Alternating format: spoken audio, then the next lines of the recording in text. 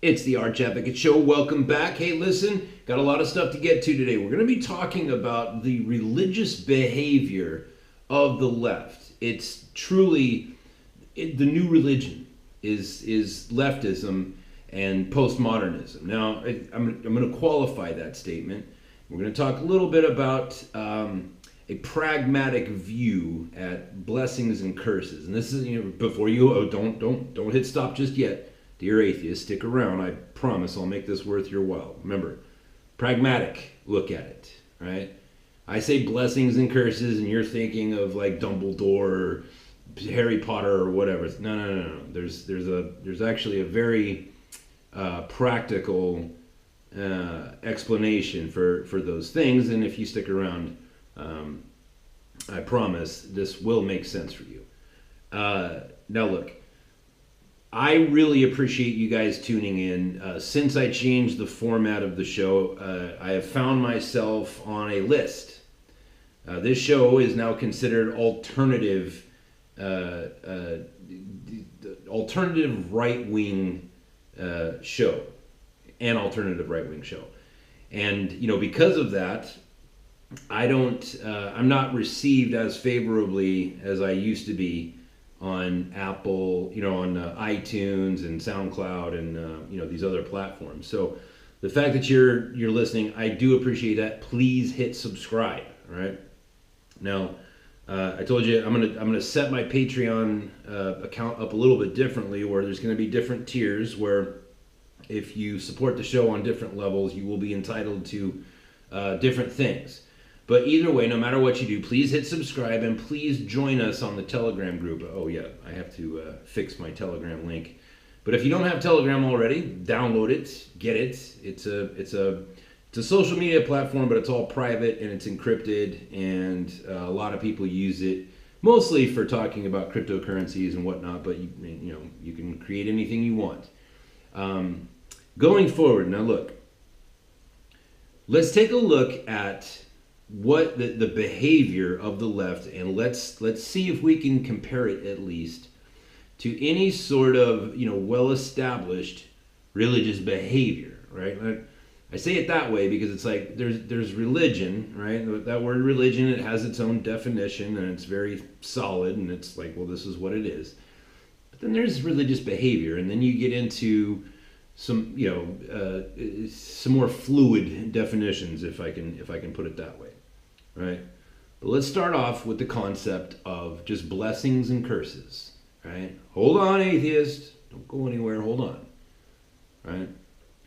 When you talk about blessings and curses, we're not talking about Merlin the magician, who, by the way, was actually a real guy.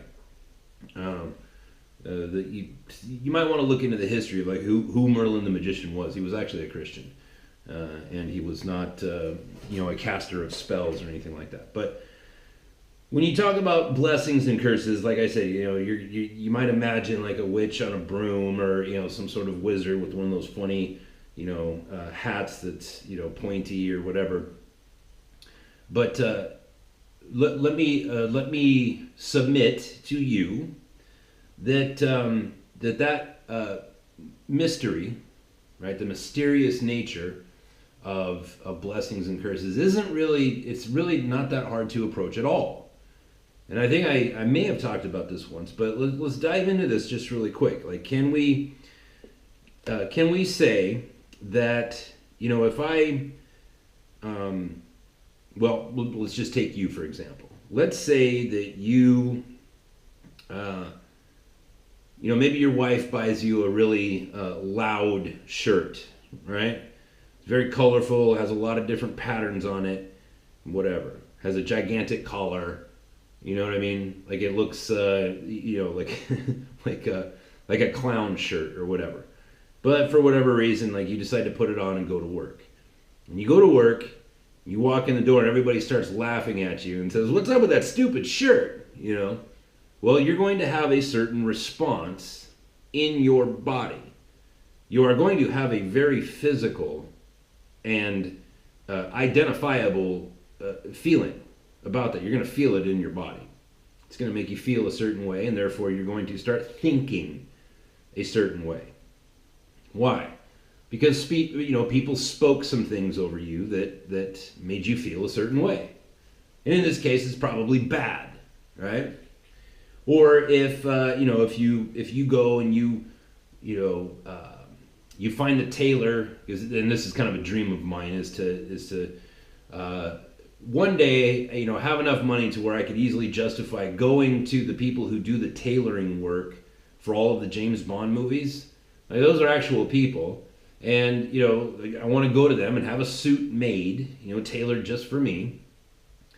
And if you did that, if you went and you spent $10,000 on a suit with some proper shoes and cufflinks, and you walk down the street, you would most likely have strangers, people you've never met before in your life. Like if you walked into a bank, or if you walked into like an office building, whatever.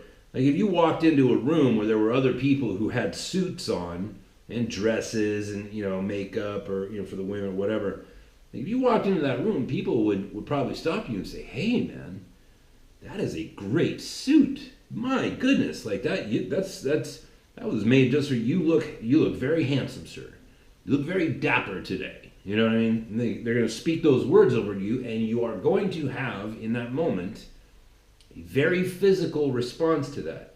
Your physiology will change in that circumstances. Your shoulders are going to roll back a little bit. Your head's going to come up a little bit. You're going to have a physical response.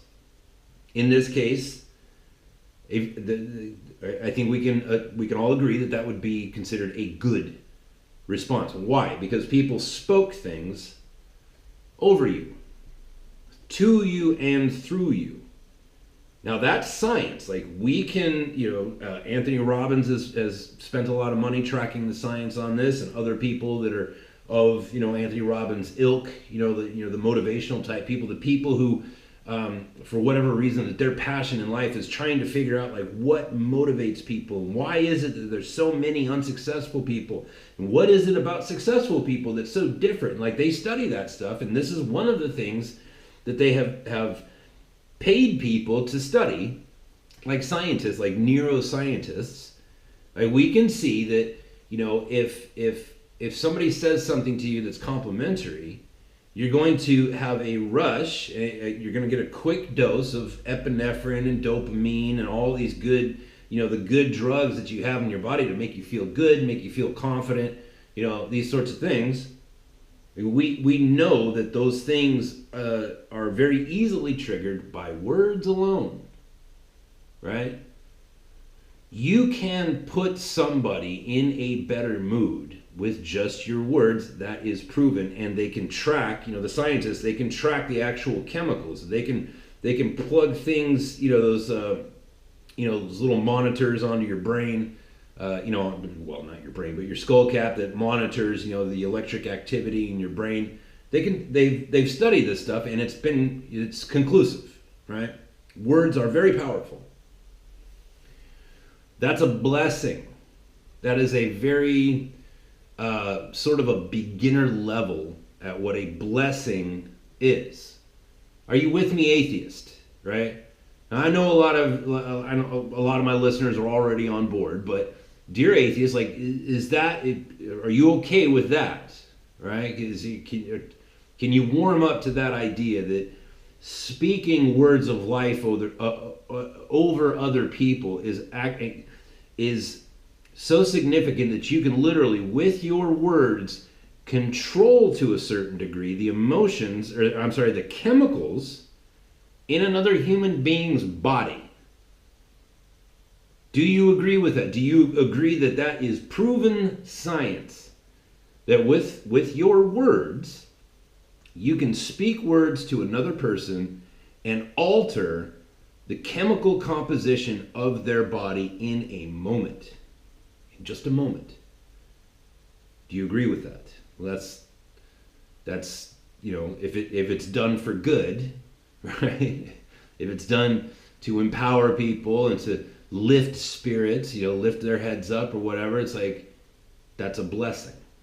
That's what we're talking about when we talk about blessing. Now, curses, on the other hand, is what we talked about before. Like if somebody comes up to you and says, Johnson, you're really a shitty employee. You're lazy, you're stupid. You make so many mistakes. You cost our company so much money. I don't know how your parents didn't abort you. Like, you're just a complete waste of flesh. It's like, whoa, right? If those words are spoken over you, you are going to have one of probably just two very severe chemical reactions, and one of them, if you're a man, is most likely going to be violence. You're going to become very angry. You're going to have anger coursing through your veins. Well, that's a very chemical, very traceable, very chartable thing, right? You spoke words over somebody and now they're full of anger. Well, you think anger is good for you? You think it's good for your health? Do you think it's good for your peace of mind? Is it going to aid you in your sleep tonight? No, anger is bad for you. Anger is bad for you, right? Like, anger has a proper context, right? Everybody has the capability to be angry, and therefore there must be some holy side to it. But for the most part, anger is not, it's hard on your organs. Those chemicals that are released when you're angry, it's been verified, like it does damage to your internal organs. It's very hard. It hardens them, literally. That's a curse. Are you with me so far, atheists? Can we agree on that blessings and curses, right?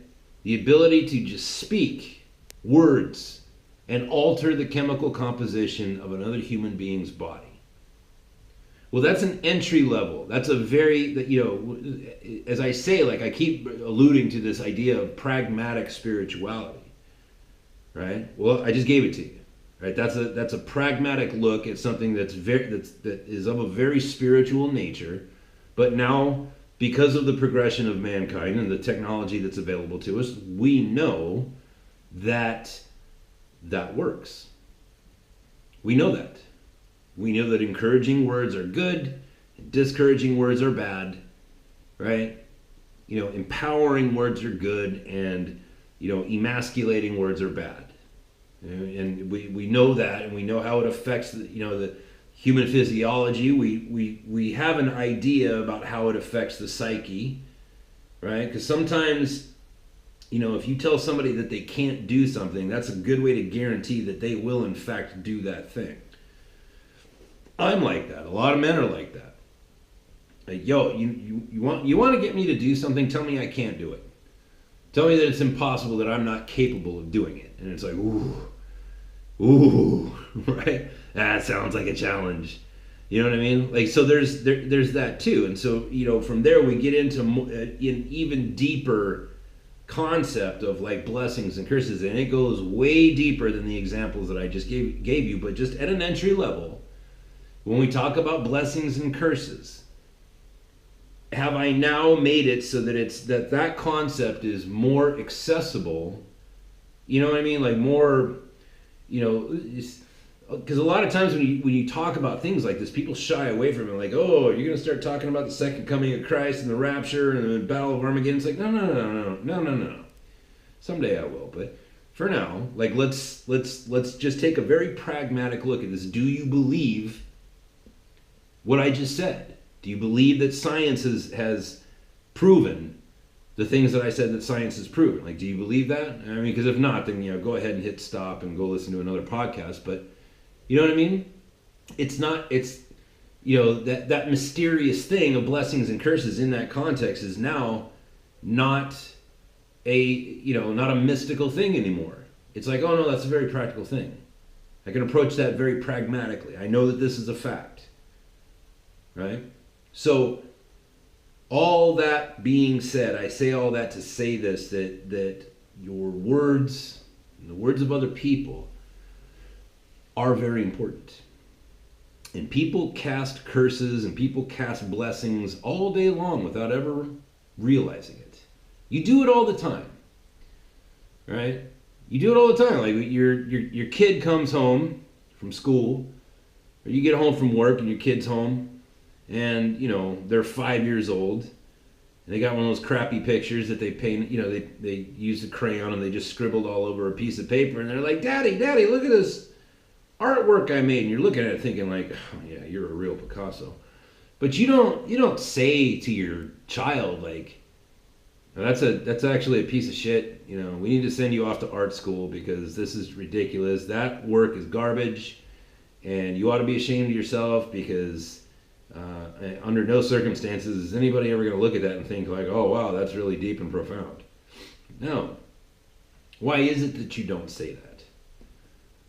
You're thinking it. Why is it that you don't say it? There's a reason why.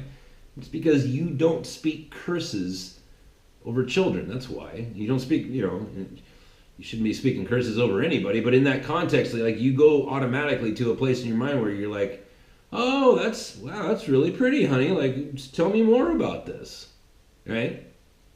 What was going through your mind as you drew this? Like, and you get them talking about, them, what they were thinking, what their process is, and in that process, you become, more aware of your child, and your child becomes more aware of you, and that's how that works.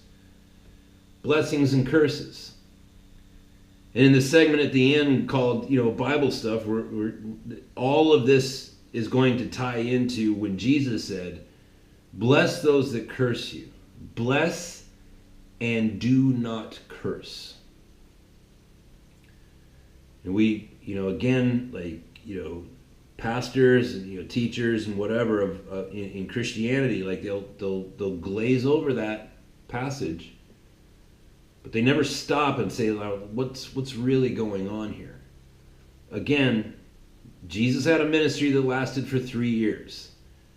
And according to John, the guy spoke non-stop, except when he was sleeping. That was the only time he stopped talking. Right? The guy taught lessons non-stop for 3 solid years. We have about 8 hours of the people that were witnesses to it. We have about 8 complete hours of the 3 years of sermonizing. We have very little. We have very little of what was actually said.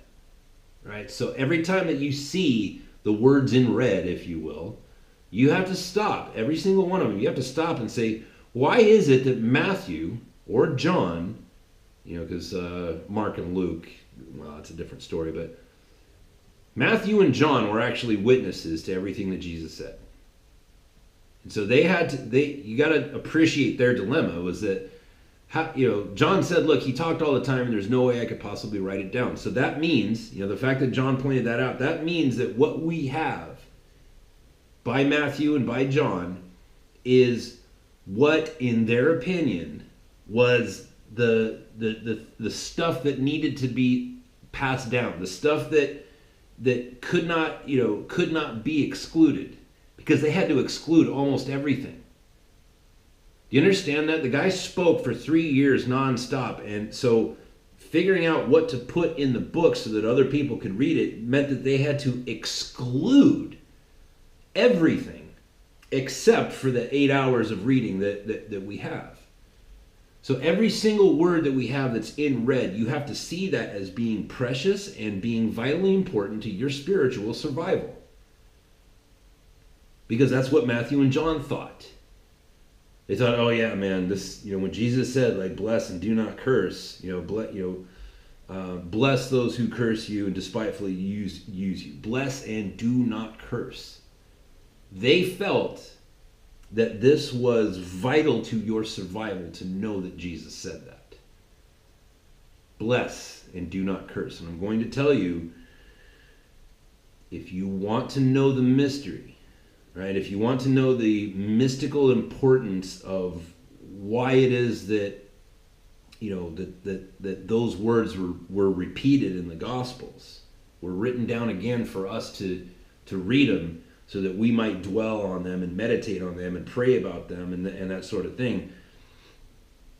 You're only going to understand that mystery if you begin practicing blessing.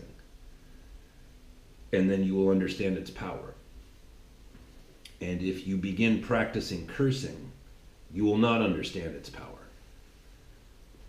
Jesus said, bless and do not curse, and yet Jesus cursed the fig tree, right? And there's some other places where, well, I'm not going to get into that, but Jesus cursed a fig tree. It's like, well, why did you curse that? I thought you said bless and do not curse. Ah, right. You're not going to understand that mystery unless you decide, you make it an effort to practice blessing and practice it as a discipline. Practice speaking life over other people. And then you will understand its power. And then you will start understanding the power when it's other people speaking blessings or curses over you. Because you start practicing blessings, one of the first things will be brought to your eyes is how much people just accidentally just walk around cursing one another. How much you do it. You know what I mean? Like, it happens a lot. It happens more than we know. And this is a place where Jesus Christ is saying, bless, especially when it comes to people who are cursing you. Bless them. Speak blessings over them. You start learning all sorts of things, like how to counteract curses.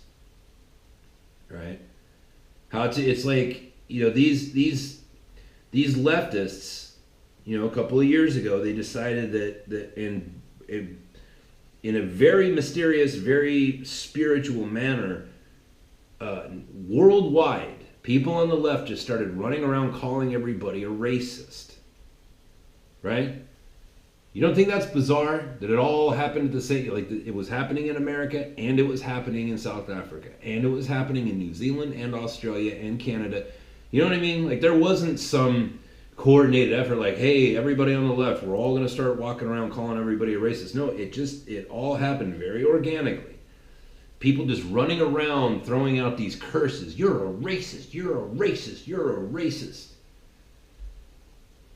Now, I talk about, listen, that curse doesn't work on me. And for a number of reasons, like, one, because I know, that to what extent I am a racist. Because everybody's a racist to some extent or another.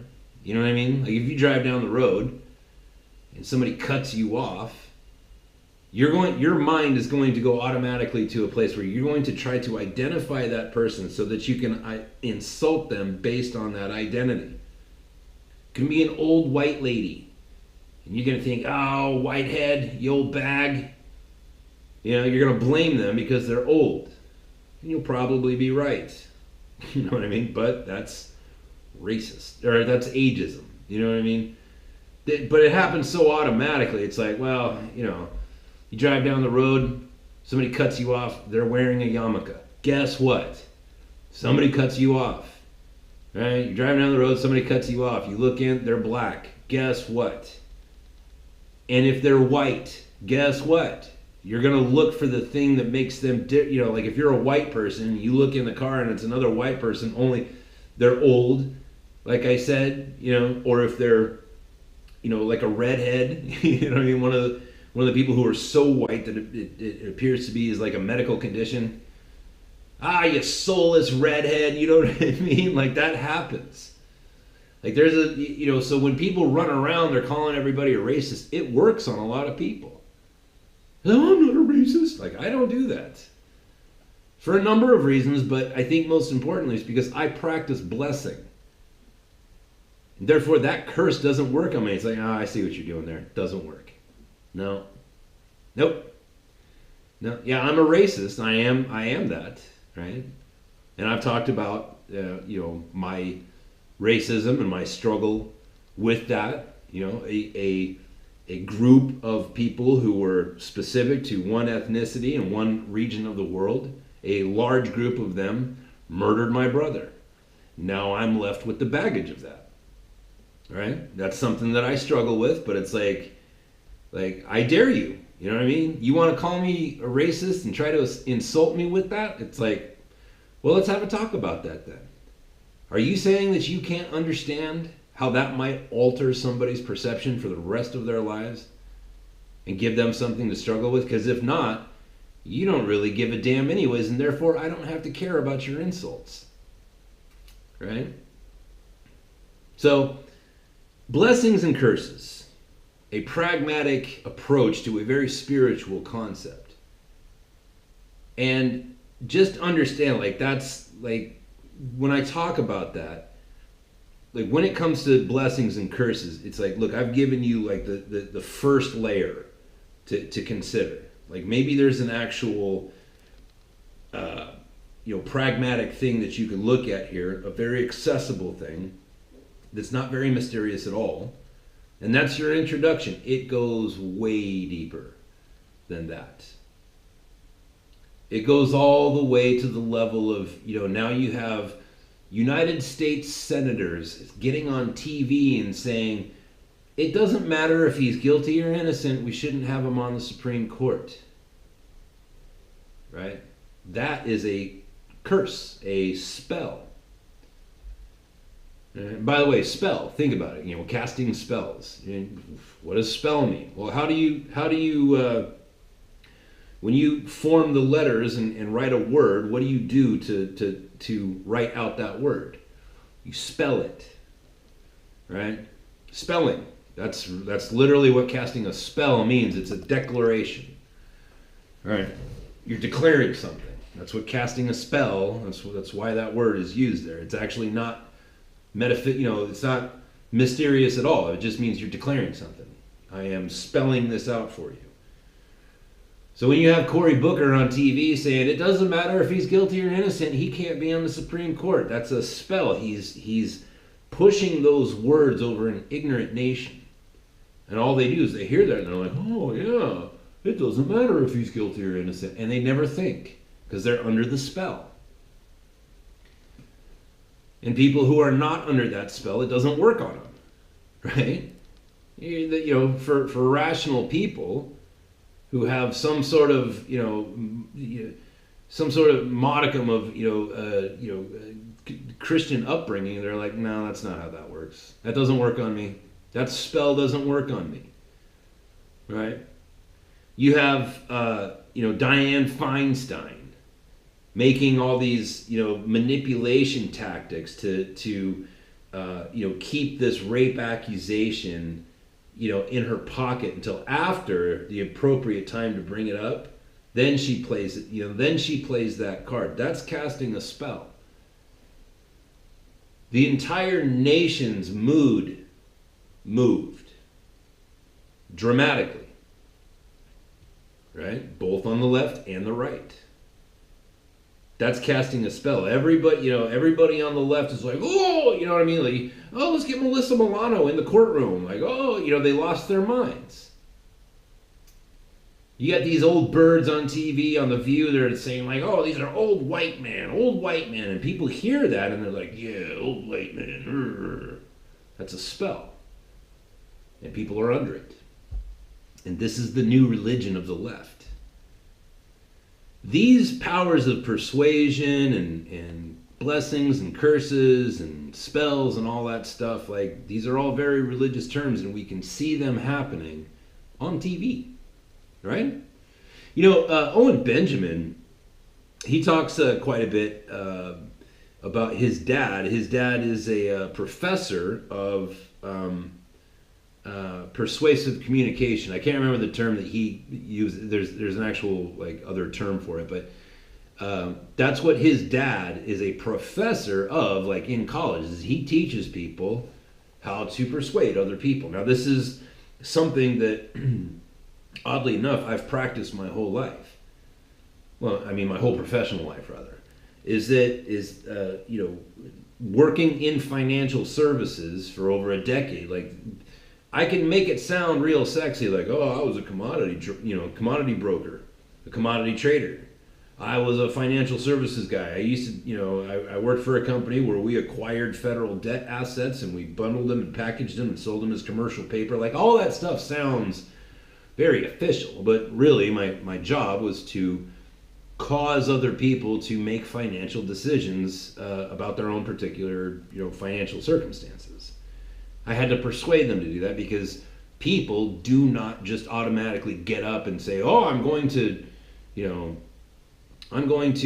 lock in the interest rate on my student loans, or I'm gonna I'm going to put 20 put options on February gold or whatever. Like that's people don't just naturally they have to be enticed to do those things. They have to be persuaded. So this is actually something that I've put a great deal of my life into studying, is like what moves people and how can you get people to do things and at the same time get them to do it and get them to think at the same time that it was their idea all along. Right? That requires some skill, a great deal of it. And there's things that you can do to get better at those things. Just as I said, like practice blessing and abstain and avoid, like the plague, cursing. Then you learn the power of blessing. You learn its power, and you learn that it shields you from other people's curses. It's something that you can. There's all kinds of books that you can read about it, and I'll be honest with you. Like there's a book called Blessings and Curses by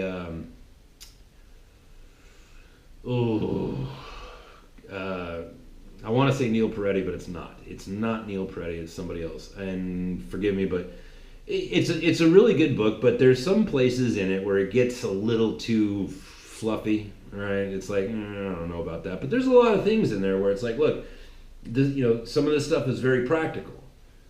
Compliment your wife. Tell her that she's pretty. Tell her that say thank you when whatever, when she does, you come home and the kids are clean and they're not screaming and running around, that whatever, you know what I mean? Like, it's a very simple thing, and it gets deeper. The more you practice it, the deeper it gets, and the more you learn, right? You learn how to be a better friend. I'll tell you, like persuasion. Here's just one real easy tip. In every circumstance, like whenever you meet somebody new, or maybe it's somebody that you met recently and you don't really know them very well. Like the one way to be just a good friend, right? One practice that you can use just to be the kind of person who is a better friend to people and to get people to warm up to you is, keep this in mind, everybody, including you, including me, everybody on the planet, everybody's favorite topic is themselves.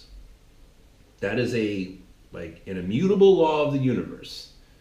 Everybody's favorite topic is them. And if you want to get people to warm up to you, just get them talking about themselves. Right? Ask open-ended questions that cannot be answered yes or no. Right? Open-ended questions like, if you see, if you see somebody and you just met them and maybe you can see in the back of their truck or something, they got fishing gear, right? You don't ask them a yes or no question like, hey, do you like fishing or not? You say, hey, why do you have all that fishing gear? And guess what? They will talk for 10 minutes nonstop if you keep your mouth shut. And they'll tell you everything that you need to know about them. You'll get a better idea of their thought process. Here's another thing. Like if somebody asks you a question where you're not really, like if somebody says like, hey, are you a Christian? The problem with that question is like you don't know what they mean by that.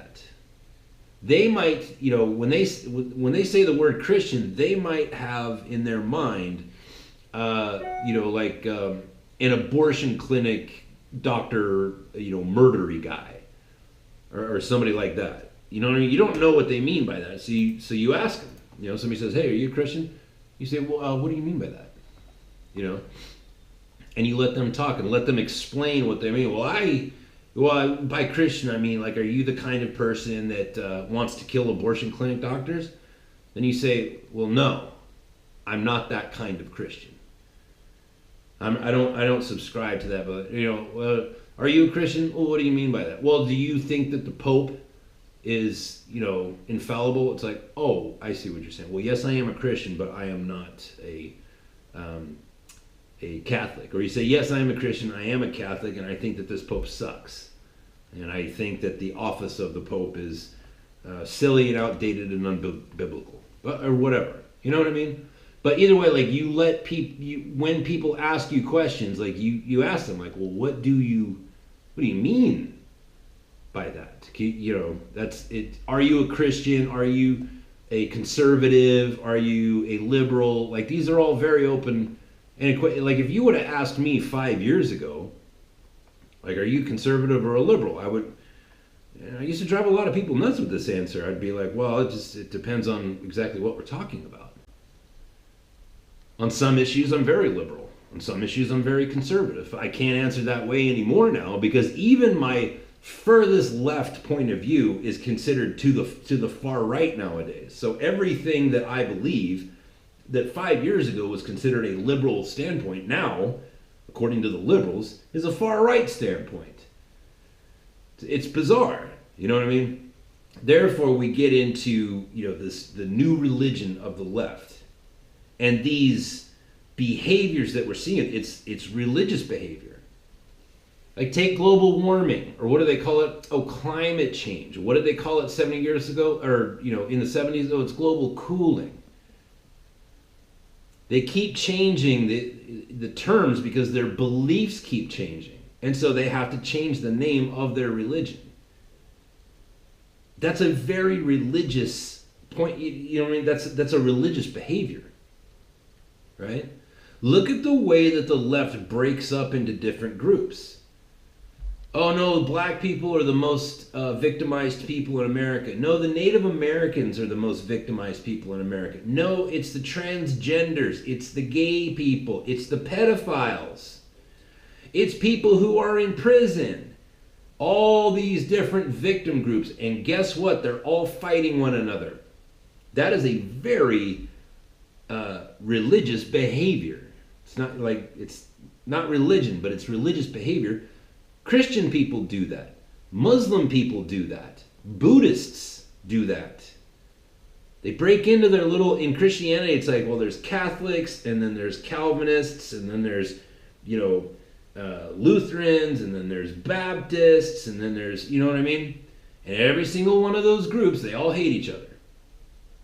That's not religion, that is religious behavior. It's a behavioral thing, and you can see it on the left. This is their new religion.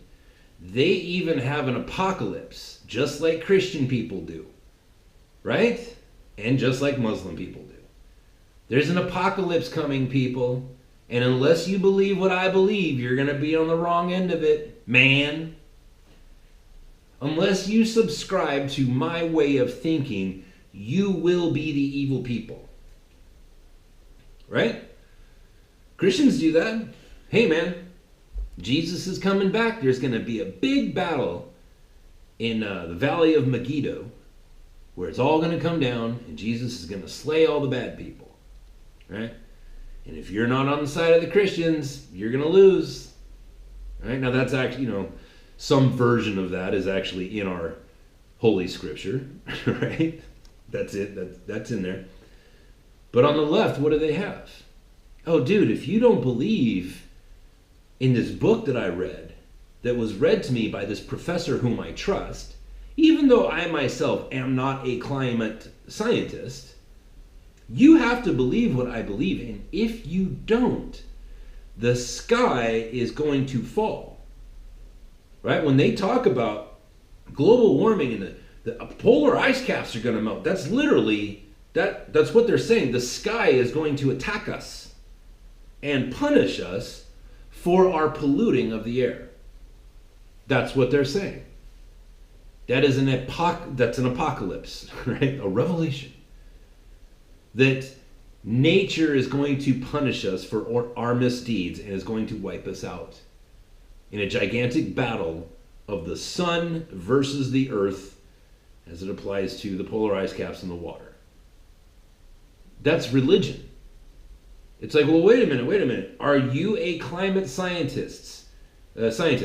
No, I am not. Well, then why are you speaking with such emphasis? Why are you speaking so emphatically? Why are you speaking with such conviction and zeal? Well, because this guy I trust, a professor of stuff, He read from a book, very sacred book of the science. And the book of science says the sky is falling.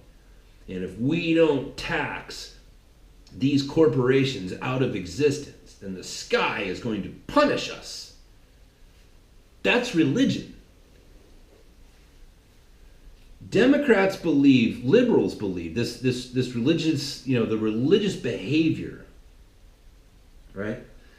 One thing that you will always see in every single religion, whether it's Buddhism, Christianity, Islam, the Baha'i, the Sikhs, whoever, Jehovah's Witnesses, Mormons, whatever, the thing that they all have in common is this. They all believe that not only they are the good people, but that being the good people means inclusion into their own particular brand of beliefs, right? These leftists, they believe that they are the moral standard. They believe that they're the good people. And that if you do not believe what they believe, then you are the bad people. That's religious behavior. Is it not? Is that, like, when you see religious people being weird, do you not see that? Because I've been around weird religious people my whole life, and somehow magically I came out closer to Jesus Christ through it all. It's an absolute miracle, right? The things I've seen out of religion pushed me away from religion and straight into the arms of God. Well, I'm writing a book about it, and you can read it later. But I am one of the people who should have been an atheist, right? I should have disregarded all the religious teachings and just walked away from it because of all of the bullshit that I've seen from Christian people. The manipulation, right? When I see Al Gore up there and I replay the YouTube video of him on stage saying, listen, people, if we don't change our ways, the sky is going to attack us and the polar ice caps are going to melt. We're all going to die. When I see that, I see every single preacher just about, well, all of the charlatans, I just see a religious leader saying, listen, man, if we don't, if we don't do this, if you don't believe what I'm preaching here, man, God's going to punish you, right? He's not going to punish me because I'm the good people, right? But he's going to punish you, so you better subscribe to my way of thinking because I'm right. And the thing is that there's power in people's words. That guy was the vice president of the United States. So when he speaks, it's like, oh, this guy is obviously very important. He held a very important position. I must listen to him and believe everything he says. It's like, whoa, whoa, whoa, whoa, whoa. Why would you give him that kind of power? It's like when I go to churches now, it wasn't always like this, but when I go to churches now, and I still like going to church. I like listening to sermons, and very often, the sermon will be good, and then all of a sudden the pastor will go off into some weird territory where it's like, that's not provable. You have no proof, sir, of that.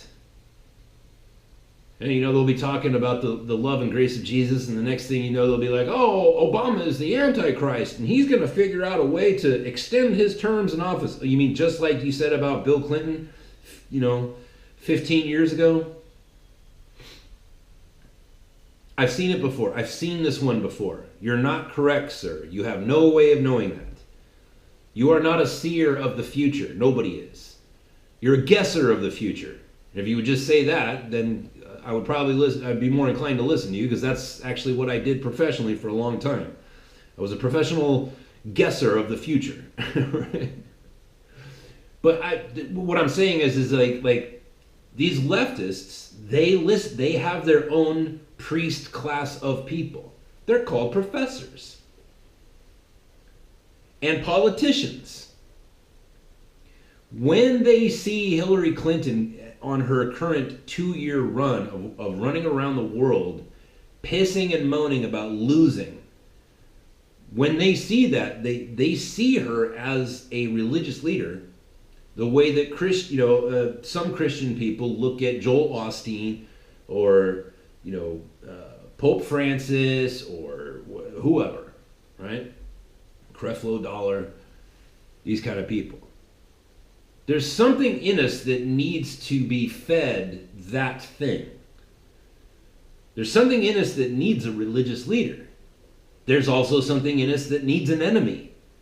There's something in us that makes it so that those people can flourish.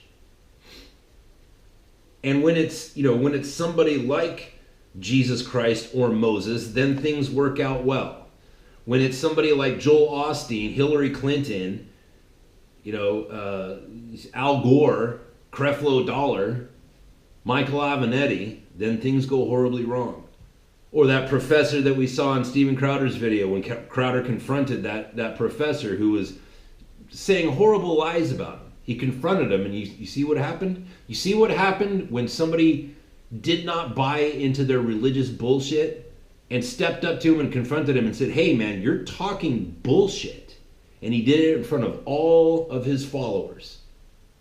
How many of those students, some of them are going to be more galvanized to that professor now. But some of those people are going to be sitting there going, you know what? That guy's a false prophet. I'm not going to listen to this guy anymore. You know what I mean? And the spell will be broken because Steven Crowder got in there and he spoke contrary words over, and he spoke truth over that situation. And thank God, the way that works is for some of those people in that classroom, the spell was broken. See what I'm saying?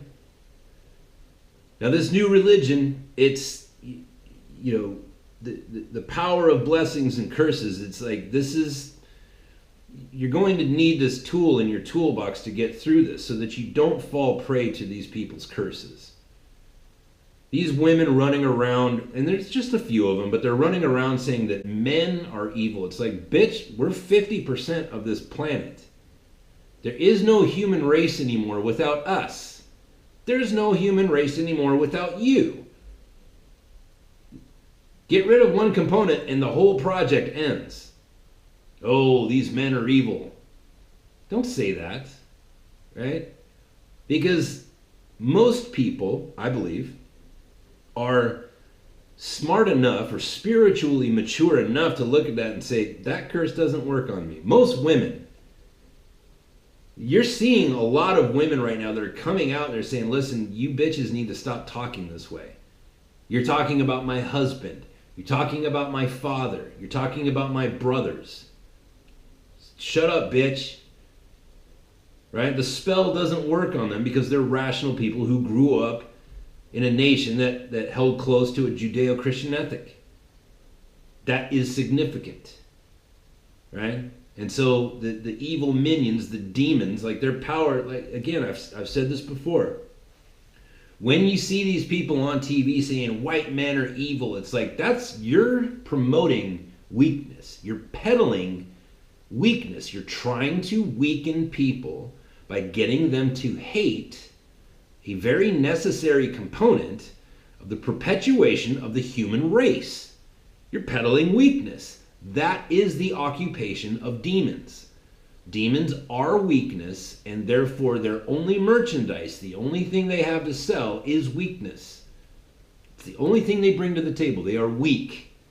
That's why when you read through the Bible, every time you encounter a demon or the devil himself in the story, they're always getting their ass kicked because they're weak. And that lady from Hawaii and what's her name from New York and Miss Cortez and this Blasey Ford lady, whatever. It's like these are the minions. These are the demonic minions. They're weak. Their curses are weak. They have no understanding of blessing. All they have is curses. All they have is weakness. But see it for what it is. See the new religion and combat it with the right one. Right? Anyways, that's the show for today. Thanks for tuning in. And listen, please hit subscribe. Please hit subscribe. I'm on the list now. Dan Morin was telling me he was, because he's way more technologically savvy than me, but he was going through, he was looking through a different menu of alternative news, and somehow he stumbled upon my podcast. So evidently, I'm on the alternative right now, and that's why my numbers fell from when I was doing the cryptocurrency podcast from to this one. That's why my numbers went down. Is because it's like, well, I'm speaking against the left, so I guess I'm on the shit list now. All right. By the way, everybody, if you're listening and saying, well, how can you say you're a Christian with all those cuss words? Hey, I'm working on it. All right. I'm not perfect. Are you? Huh? Thanks for listening. Please support the show by going onto Patreon or my PayPal on my website, arch-advocate.com. archadvocate.com. If you want to throw a couple of bucks my way, I would appreciate it. And hit subscribe, and I will talk to you tomorrow. Bye.